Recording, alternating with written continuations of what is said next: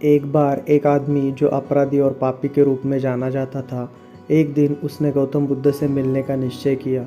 वो गौतम बुद्ध की सहायता चाहता था, लेकिन उसे डर था कि कहीं लोग उसे उनके स्थान पर प्रवेश न करने दें। इसलिए उसने ऐसे समय में जाने का फैसला किया जो बहुत अधिक लोग नहीं थे। मुख्य द्वार से प्रवेश करने के बजाय वह पीछे की दीवार से कूद गया। संयोग से बुद्ध उस समय भिक्षा मांगने गए थे। उस मनुष्य को बुद्ध के शिष्यों ने पकड़ लिया। मनुष्य ने कहा, मैं यहाँ चोरी करने नहीं आया हूँ। मैं यहाँ चारों ओर अच्छी तरह से जाना जाता हूँ। यहाँ के अधिकांश लोग मुझसे डरते हैं, लेकिन मुझे इस बात पर का डर था कि आप मुझे मेन गेट से नहीं आने देंगे, इसलिए मैं पीछे से आ गया। आप शायद विश्वास न करें, लेकिन मैं सन्यासी बनना चाहता हूँ, इसलिए मैं यहाँ आया हूँ। उस मनुष्य को शिष्यों ने पकड़ लिया और वे उन्हें गौतम बुद्ध के शिष्य शारिपुत्र के पास ले गए। वे महान ज्योतिषी थे और जो लोगों के पिछले जन्मों का भविष्य पढ़ने की क्षमता रखते थे। शिष्यों ने शारिपुत्र से पूछा, कृपया इस आदमी के पिछले जन्मों को देखो।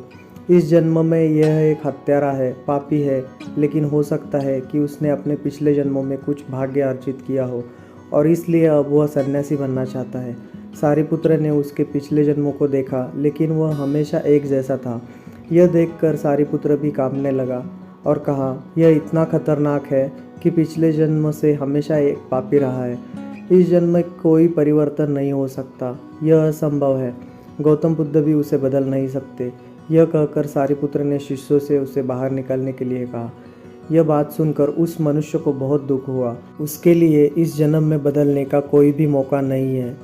अब वह बुद्ध के पास भी नहीं रह सकता। यह सोचकर वह आत्महत्या करना चाहता था। अब वो मुख्य द्वार के कोने के पास उसने खुद को मारने के लिए पत्थर की दीवार पर अपना सर पटकना शुरू कर दिया। तभी गौतम बुद्ध भिक्षा मांगकर लौट रहे थे। इस आदमी को देखकर गौतम बुद्ध ने उसे रोका और अंदर ले आए।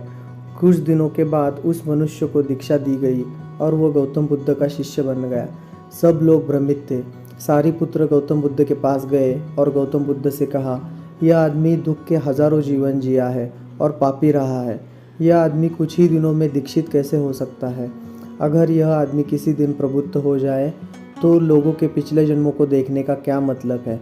गौतम बुद्ध ने उत्तर दिया, आपने उसके अतीत को देखा है, लेकिन उसके भविष्य पर ध्यान नहीं दिया।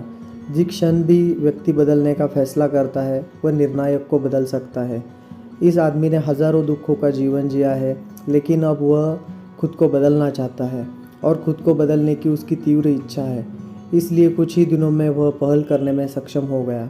हम अपने जीवन में देखते हैं कि हम लोगों को उनको पिछले जीवन से आंकते हैं, लेकिन हम भूल जाते हैं कि अतीत चला गया है और भविष्य कभी नहीं आता है। जीने के लिए केवल एक क्षण है और वह क्षण मौजूद है।